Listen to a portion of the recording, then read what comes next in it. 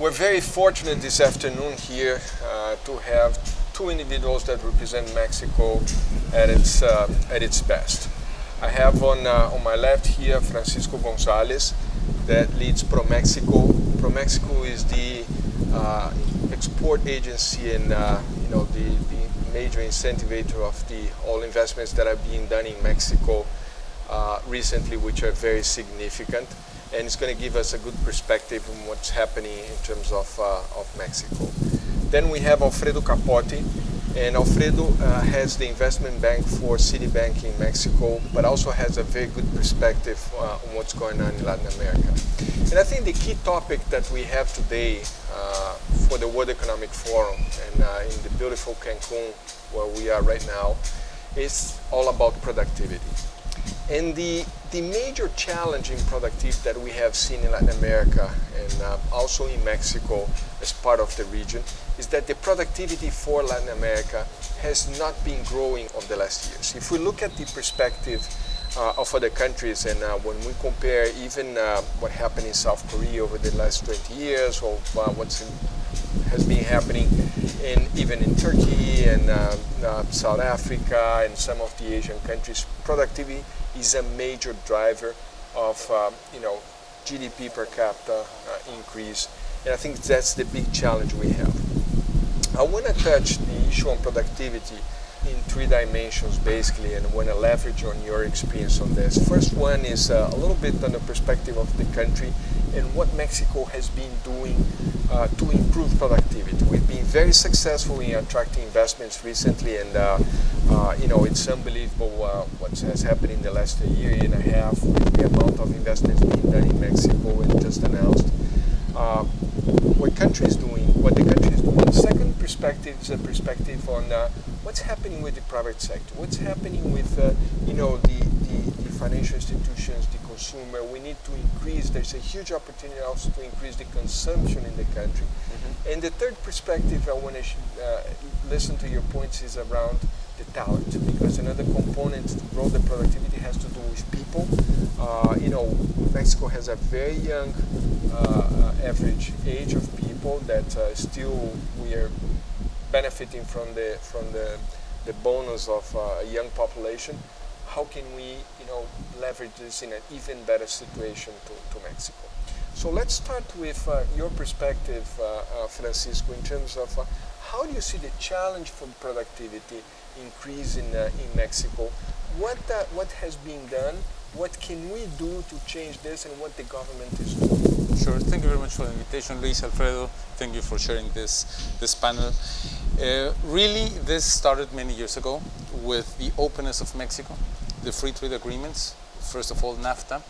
This brought productivity increase and also more possibilities for the Mexican and international companies to be settled in Mexico and to expand operations to other countries also, to expand exports, to expand trade. This happened because we opened the borders. We opened in a way to bring more and more, not only the companies, also the technology they have, and also transferring and permitting those companies to establish in Mexico a way of doing things. The productivity many years ago was lower than it's now in these days, but the productivity in Mexico has two poles. One is moving at a very fast pace, for example, the automotive industry. In fact, in the past 2 weeks, we had announcements for 5 billion. Not only the amount is important, but also the kind of investments. Because at the very beginning, the investments in this sector were more, in fact, in the sense of normal cars, not luxury cars, medium-sized and small-sized. And the new investors are coming with luxury cars to be produced in Mexico. What does this mean? This means that we will need more and more suppliers with more technology, with more quality. And this segment is moving at a pace of 31% above the average of Latin America. But if you see the productivity in the southern states, if you see productivity in many parts of Mexico, this has not been the same thing. We are doing in the past 2 years a series of reforms trying to change, and this is something that it's happening now, changing the map of productivity of the industry and helping medium and small-sized enterprises to be more competitive, more productive, and more innovative. Very good, and I think that's very interesting what we have seen in terms of the reforms and the relevant things that happen in terms of energy, education, labor. There are a lot of things that really put Mexico again in a more accelerated track to gain more visibility in the overall market as a global perspective, but also to accelerate the productivity improvement. I think the productivity has one key component in my view also that has to do with increase the formal economy and to increase the internal consumption. And when we talk about consumption and formalization, all has to do with credit and financial institutions. Alfredo, what's your view on this? What do you think is happening here? How the financial institutions are moving, and what's your perspective on how this could be accelerated for Mexico? Even when we consider that today there are about 2 billion people in the globe that do not have access to financial institutions, and Latin America has about 200 million, and Mexico is one of the countries where financial institutions are least penetrated in the region. So how do you see that? Absolutely. Thank you for the invitation, Luis, and as always a pleasure to be with you, Paco. I think, part of the reforms that were done by President Peña Nieto at the beginning of his administration with respect to the banking reform was precisely to incentivize, to have the development of new products that can be brought by financial institutions into the consumer in Mexico.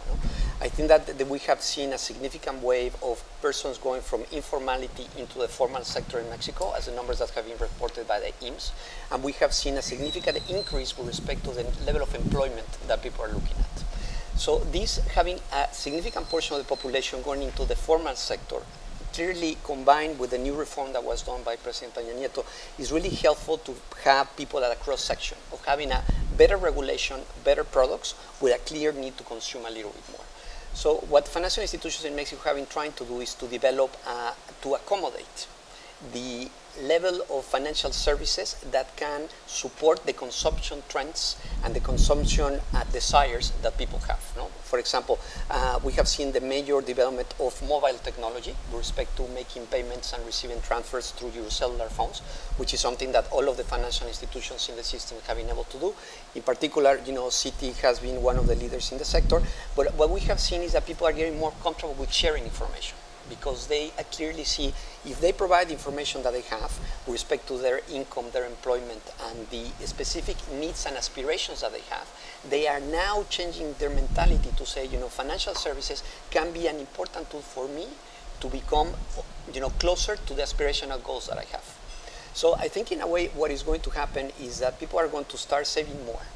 People are going to start looking at trends in which they would say, well, yes, I have all these facilities to increase my credit, all these facilities to have access to credit cards, but also I have all these facilities to increase my savings. So in a way, I think that there's going to be a combination by which people are going to say, going to be more responsible, because now they have a formal job that they have to comply with.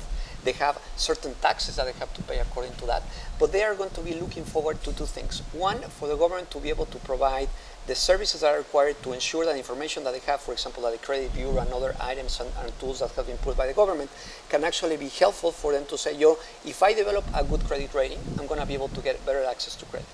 In response to that, I think that financial institutions are going to be very respectful and going to say, if you're complying with the rules that we have engaged, the rules that have been put by the government, and we are able to facilitate you with the different products and services that you need, there is going to be a significant shift with respect to people being more comfortable with financial institutions. In general, what you will see in Mexico over the next, I would say, 3 to 5 years is a major shift with respect to the financial services area. In particular, you will see that branches are going to become much more comfortable and closer to the clients and closer to the consumers, who are, basically making a significant transitions towards mobile payments. And mobile payments is going to be another driving force with respect to the productivity, that now people are going to be much more comfortable paying with their phone in every part that they can. And we have to recognize that, I agree with you, the level of penetration of credit in Mexico is relatively low, but we have one of the highest levels of mobile penetration in the world. And that is going to be a key infrastructural tool that is going to be able to really help the productivity, the points that Paco was making, but also financial institutions to say, you know what, it doesn't mean exactly, what is the type of aspiration that you have. It doesn't matter, what is the type of products that you want financially, but we're going to be able to customize the financial experience with you and be able to provide you the tools that you need so you can consume a little bit more in a very responsible way. I think we have two interesting perspectives here because people are not informal because they want to be informal. Right. The people are informal because they don't have access or they don't have a chance. And I think there are two components here. One, you have mentioned about the financial institutions getting closer, let's call it to the consumer or to the citizen. The other is to facilitate that to infrastructure in terms of giving more access to mobility, but also to have laws and to have even the government incentivizing with things that make easier for the consumer to be formal, because people are not informal because they don't like. People don't get credit because they don't. So what are the things the government is working on in terms of laws, incentives, infrastructure? Because you talked about mobility, and a key component of this has to do with the telecommunications because it's a key driver of facilitating people moving. So what have you seen in this, and what the government is trying to achieve? Because at the end of the day, car companies are coming in here and people want to buy more cars. They will need more credit, and so what the government is going to continue to do here? First of all, you mentioned both, you both mentioned precisely the key element in this. It's telecommunications reform. It will facilitate the way in which Mexicans can communicate. Why? Because we will have an open network, a public network, and this will also give other participants the possibilities to participate precisely in offering services like the financial services, but also other kinds of services, even TV, even other things. In this sense, this will open the way in which Mexicans can have information, can communicate, can pay taxes, and so on. I just paid my taxes, and this is very interesting. I did it in a very easy way via internet. Of course, I have today internet. Many Mexicans don't have it, and the chance is there. In the next years, it's a plan that every Mexican can access a very high-speed telecom internet. This is the one. The second one, for example, is also energy. Actually, if you are an SME, not only a private citizen, but if you are an SME, it's very problematic to have a very good cost. This also implies low productivity. With the energy reform, it facilitates companies, SMEs, also the large ones, but the large ones already had the possibility, the SMEs to have access to cheap energy. This also enhances the way that you can work, that you can have a better way of living, and to have 24 hours access to energy. This is something that also is a pillar in all the reforms that have been passed through the Congress. Other one is competitiveness. If the antitrust, the Mexican antitrust, was very good, but was not efficient because they had not the possibility to fine the transgressor of the law. This is also part of the package that helps people to have a more competitive and a more accessibility to all the services, private and public services that are in between. In fact, President Peña Nieto appointed Alejandra Lagunes for an open data source so you can access all the information that it's in the government.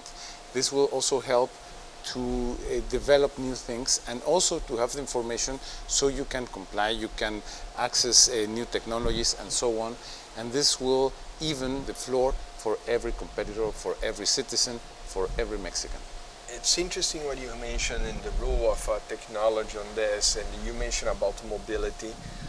One of the things we have looked at, and when we try to compare, you can give broadband access to people, but if you don't have content, it's not going to move too much, the economy. When we compare, the country that moves most content around the globe is Korea. If Mexico is at 1, Korea moves 16 times more content per user than Mexico.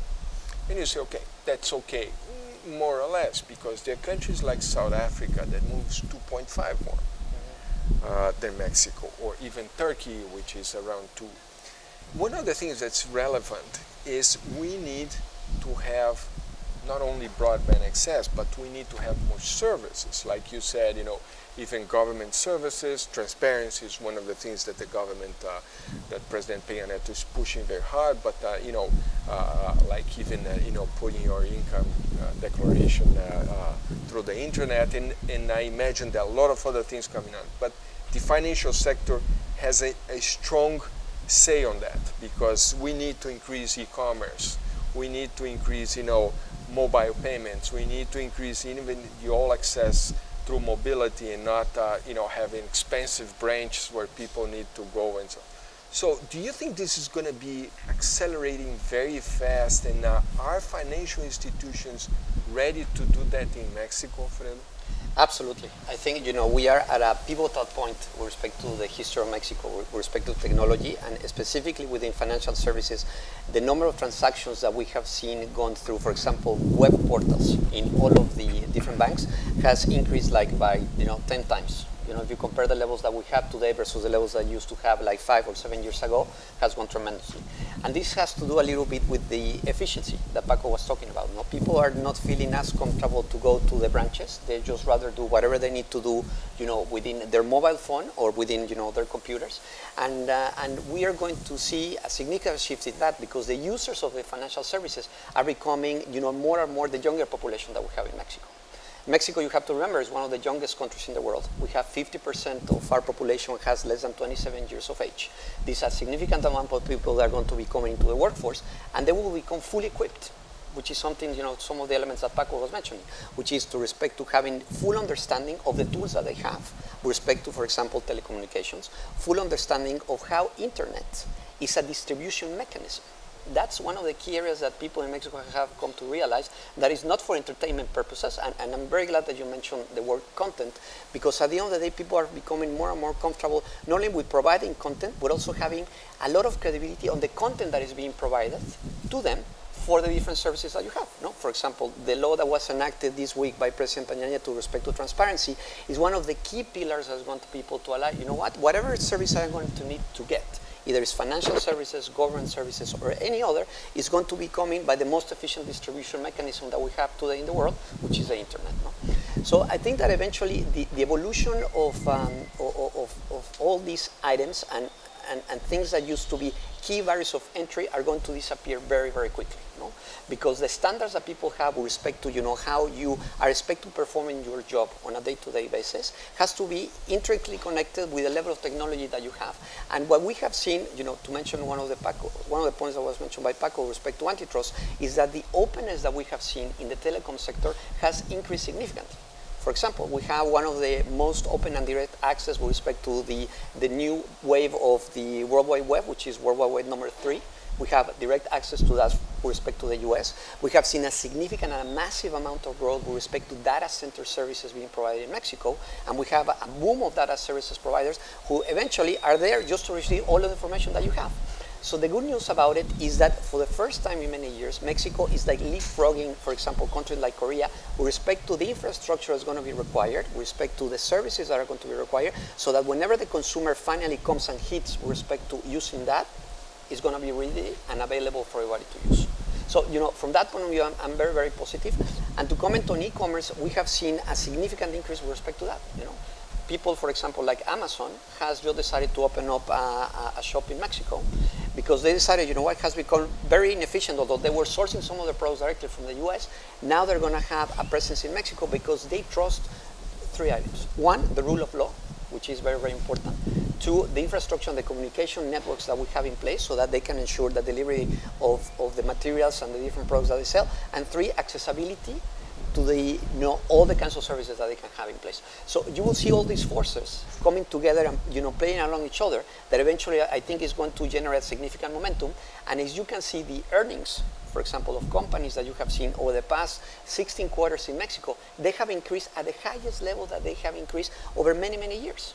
which is a clear reflection of levels of productivity that you're going to be able to have. So when we have investors to say, hey, I would like to go and invest into the Mexican stock exchange, for example, not only financial services, but throughout the economy, they say, you know what, I want to have exposure to consumers who are better equipped, who are going to have the infrastructure and going to have basically all of the tools with respect to having credit, and it's going to be able, so anyone that has exposure to the Mexican consumer is very well valued and regarded into the market, and eventually you will see an increase of those valuations going forward. So, you know, I mean, we can touch upon, you know, many items. What I'm trying to say in a summarized manner is that this convergence of technology, infrastructure, and usage that people have today in Mexico has been like the most dynamic that we have seen in many years. And I'm assuming also your perspective is that we're not going to reinvent the wheel here, that, you know, in your case, you're representing, you know, a large conglomerate or a large bank, and, you know, you're leveraging a lot on things that doing somewhere else and just improving to implement it here, not having the syndrome of not invented here, which sometimes happens to a lot of countries. One of the things, Francisco, which is relevant is Mexico is a very open country. You know, the country that has the highest number of free trade agreements with other countries around the globe. It's the highest one, and you know, we're pushing out to the Trans-Pacific Partnership. On the other hand, we're closest to the largest market. You know, we're blessed because the largest market on the globe, which is the U.S., we're you know, their biggest neighbor. How do you see the TPP helping in this transformation of Mexico and accelerating productivity, and how do you foresee this in the future? You know, how much, you know, this is going to increase very fast, or it's going to be a slow process in terms of you know, the relationship with the Asian countries? Sure. First of all, I would like also to answer a little bit of the content. Mexico is the largest content producer, for example, for creativity, TV, films in Latin America. This also is part of the movement in productivity and creativity. We are developing a city, the creative digital city. Large companies like yours, like Accenture and others are really making a real change in Mexico in the senses of IT, of software development and other developments. And this is also moving at a very fast speed. You have seen this, and we hope that this will move also not only in the IT, also in the creativity sector. Coming back to the TPP, in the TPP we are sure that this will have the same effect as the NAFTA effect, in the same direction. It will open opening the markets of the South Pacific Asian countries. And how will this help? We have only one free trade agreement with Asia, with the largest region, with the maybe most dynamic region in the world. We have only one free trade agreement. One free trade agreement with Japan. Really, when we review this, the good businesses that has been done with Japan, and also in the Pacific Rim, in the Latin American Pacific Rim, we already have these two other free trade agreements, the one NAFTA. We are sure that the specific products that have been negotiated in the TPP will boost the Mexican economy and will help to increase productivity and competitiveness in the Mexican market. Why do I say this thing? Because if you take into account that there are many companies establishing manufacturing in Mexico, you see that this manufacturing has a possibility to bring suppliers of other parts of the world, and they will be competing, Germans with Koreans, with Japanese, with Australians, in the same product. And you will guarantee that you will have the best supplier for your supply chain. This is a very important thing, because in this sense you will have also more productivity in the products you manufacture in Mexico. I think we still, you know, blessed being where we are, and you know, we can really shorten the whole supply chain of a lot of manufacturers throughout the globe. One thing that challenges me also a lot is the issue of talent, because we talked about the infrastructure, we talked about the formality, we talked about the importance of the internal consumption, and talent is a key thing to improve productivity. When we talk about talent, one of the things that challenged me is that we have the same individual that's working in Mexico, cross the border, and the next day he's 3 times more productive, or 2.5 was the average productivity. The size is higher than Mexico when in the U.S. When we look at that, it's the same individual. He has not gone to an MBA or studied 15 years in the U.S. And our hypothesis that has to do a lot with processes, has to do a lot with technology. And when we look at in the past, Mexico has been one of the countries that has invested less as a percentage of the GDP in technology and in process. And this has to do with, of course, the different Mexicos within the big Mexico. But I think private companies and even government sector have a good opportunity to improve productivity by leveraging better processes, using technology better. How do you see this, as an investment banker perspective, companies that are investing here? And then I would like to hear your opinion, Francisco, looking more, as companies that are investing here, how much are they committed to improving that, and also in a government perspective? Sure. I think one of the key considerations for many of the companies that come and establish a presence in Mexico, they recognize 4 key factors that Mexico has. Number 1 is a significant pool of talent. This pool of talent is something that, although you're right with respect to the level of investment, but we have one of the, I would say, quote unquote, biggest factories of engineers, of technical skills that we have around the world. We produce more engineers than Germany exactly, and more engineers. We produce double than Brazil produces with half of the correct. Population. Huh? And actually, more than the ones that you have actually in the US at a rate of roughly between 350,000 to 400,000 engineers that you can have there. So you have a very important pool of talent who can actually have not only a relatively very good level of education, who within the right ecosystem, which is item number 2, that a lot of the companies have very cheap capital nowadays. And this cheap capital comes from the fact that Mexico has been able to differentiate itself with respect to many other countries around the world with respect to its geopolitical risk. And therefore, the amount of capital and the returns that people expect when they invest with you, Paco, is something that is relatively lower than the one that you have in other countries in the region.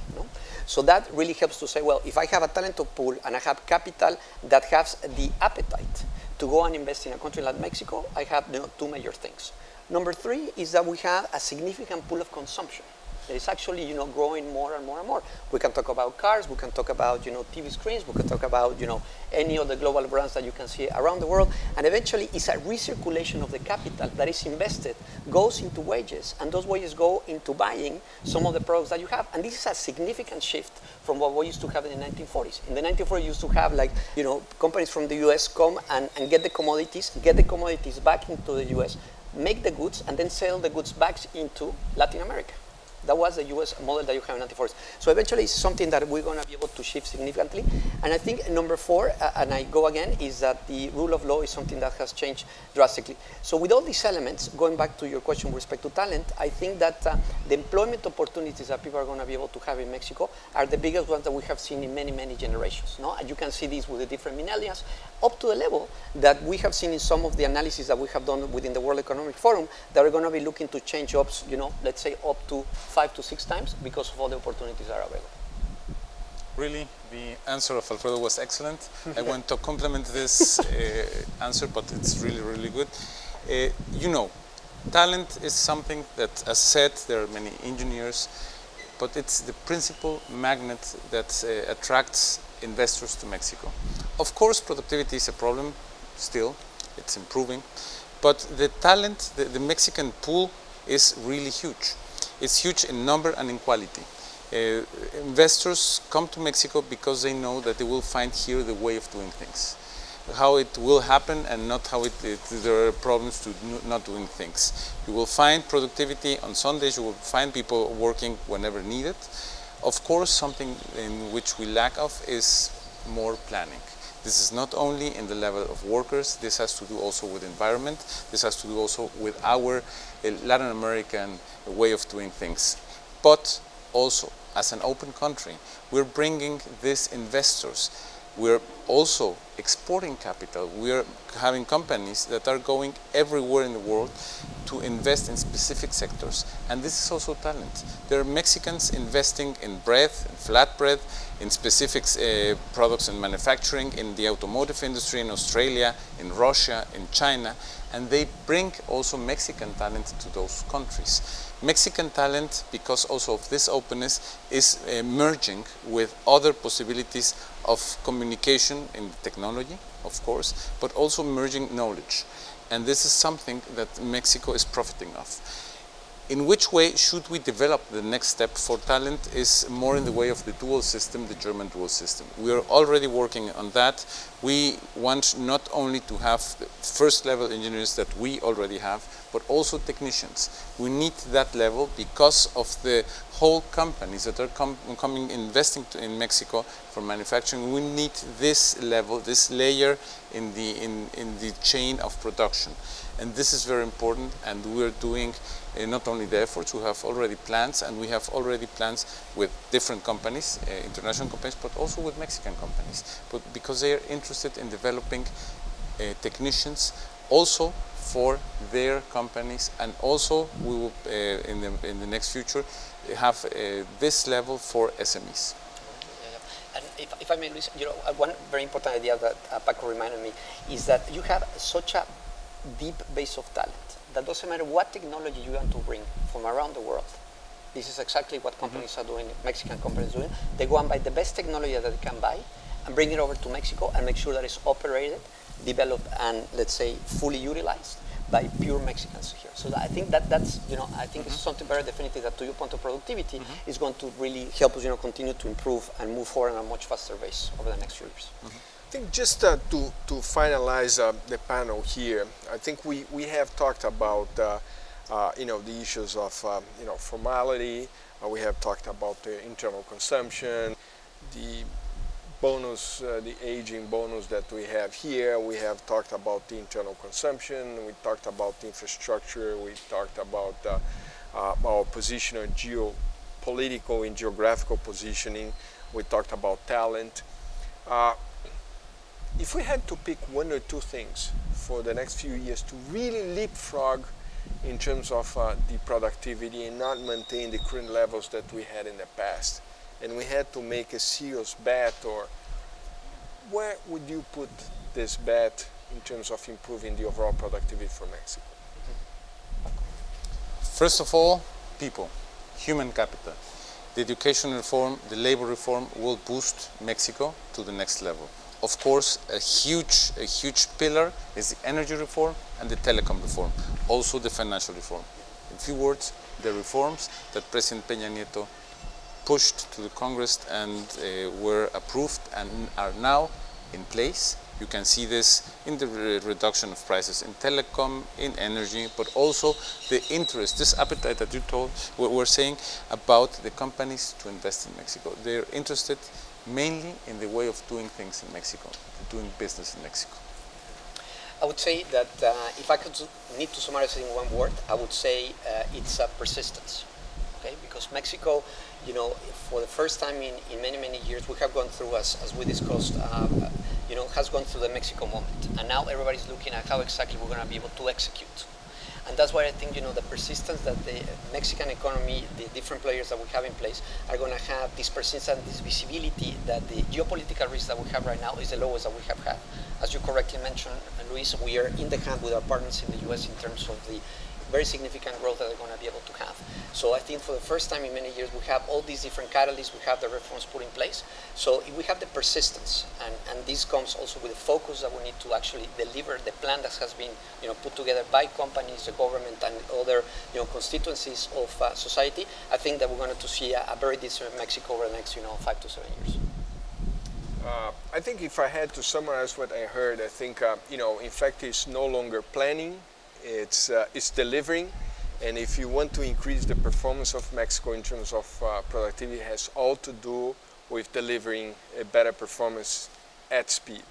So I think I would like to thank both of you for sharing your thoughts, sharing your experience with this. I think and hopefully we can leapfrog on the productivity for Mexico, and really demonstrate that all the reforms and everything that is being implemented, no longer planned, will generate fast results for the country.